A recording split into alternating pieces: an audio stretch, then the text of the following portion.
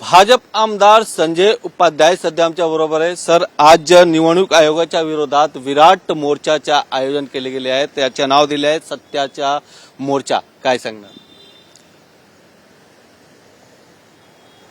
भारत देशामध्ये निवडणूक घेण्याची जबाबदारी ही इलेक्शन कमिशन ऑफ इंडियाची आहे।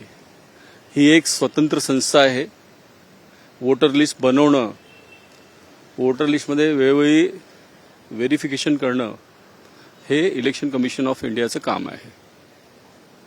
महाविकास आघाडी आणि काँग्रेस वारंवार देशातील अशा संस्थांवरती आरोप करून एक अविश्वास, अराजकता निर्माण करण्याचा प्रयत्न करीत आहेत। याच वोटर लिस्टच्या आधारावरती काँग्रेसचे, महागठबंधनचे खासदार लोकसभेत निवडून आले, तेव्हा त्यांना प्रश्नचिन्ह पडला नाही। आम्हाला कमी मतं मिळाली, आम्ही आमचे कमी खासदार निवडून आले। हरल्यानंतर आम्ही आमची रणनीती बदलली, आम्ही काम केलं आणि विधानसभा निवडणुकीमध्ये त्याच मतदार यादीमध्ये जे वोटर्स होते त्यांनी आमच्या बाजूने मतदान केलं। आमची सत्ता आली।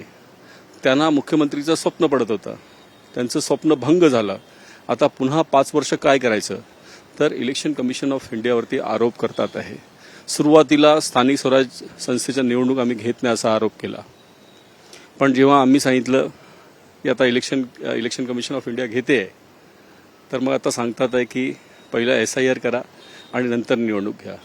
यांना काय पाहिजे हे स्पष्ट होत नाही आहे। SIR करायला गेलो तर बिहारमध्ये विरोध करतात, देशात SIR बद्दल जर इलेक्शन कमिशन ऑफ इंडिया बोलतात तर त्याचा विरोध करतात, आणि मग महाराष्ट्रात सांगतात इलेक्शन 6 महिन्यानंतर घ्या। अरे, नवी मुंबईसारख्या भागात 8-8 वर्ष झाली अजून इलेक्शन झालं नाही। मुंबई महानगरपालिकेची इलेक्शनचं 3रं वर्ष आहे। तर स्थानिक स्वराज्याचे जर नगरसेवक लोकांमध्ये आले तर काम करायला सोपं होईल।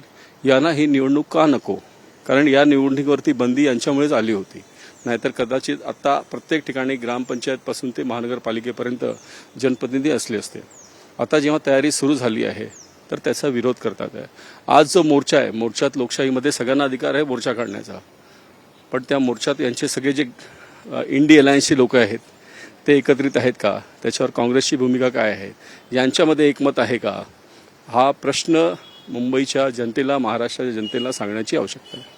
आणि या मोर्चेमध्ये शिवसेना, ठाकरे गटाचे नेते सहभागी होणार आहेत, राज ठाकरे स्वतः सहभागी होणार आहेत, आणि जेव्हा राज ठाकरे कुठलाही कार्यक्रम करतात त्याच्यामध्ये लोकांची मोठी गर्दी असतात। या देशात सर्वात जास्त गर्दी जेव्हा पंतप्रधान नरेंद्र मोदी सभा घेतात तेव्हाच होते। त्याच्यानंतर गर्दी निश्चित राजसाहेबांना ऐकायला येते, पण लोक येतात मग मतदान का करत नाही? कारण लोकांना देवेंद्रजींवर विश्वास आहे, लोकांना नरेंद्र मोदीवर विश्वास आहे, आणि माझं ठाम मत आहे मुंबई महानगरपालिकेवर मुंबईची जनता, ज्याचं संबंध, ज्याचं प्रेम मोदींवर आहे, देवेंद्रजीवर आहे, ते आमच्या बाजूनेच मतदान करणार आणि महायुतीचाच महापौर होणार। पण भाजपतर्फे मुख्य मोर्चाचं पण आयोजन केले गेले आहे। असं हे लोकशाहीला बदनाम करण्याचा प्रयत्न काँग्रेस आणि त्यांच्या इंडी अलायन्सच्या सभासदाच्या वतीने होत आहे, आणि म्हणून ही लोकशाहीच्या बाजूने आज भारतीय जनता पार्टीचे जनप्रतिनिधी, पदाधिकारी मूक मोर्चा करतात आहे। ते लोकांची दिशाभूल करतात आहे। लोकसभेमध्ये संविधान संपायला आलं आहे, हे लोक संविधान संपवून टाकणार, रिझर्वेशन संपवून टाकणार असं बोलून सामान्य वोटरला दिग्भ्रमित केलं। त्याच्यानंतर 1.5 वर्ष जाती आणि भाषेवरती मुंबईत आंदोलन होईल, विरोध होईल आणि कटुता निर्माण होईल असं करण्याचा प्रयत्न केला, पण मुंबईची जनता ही विकासाच्या बाजूने आहे, आणि देशातील प्रत्येक संस्थेला बदनाम करण्याचं जे कट कारस्थान चालू आहे त्याच्या विरोधात आम्ही आज मूक निदर्शन करणार आहोत। खूप खूप धन्यवाद सर। व्हिडिओ जर्नलिस्ट अजय मोहितेसह गोविंद ठाकूर, TV9 मराठी, मुंबई।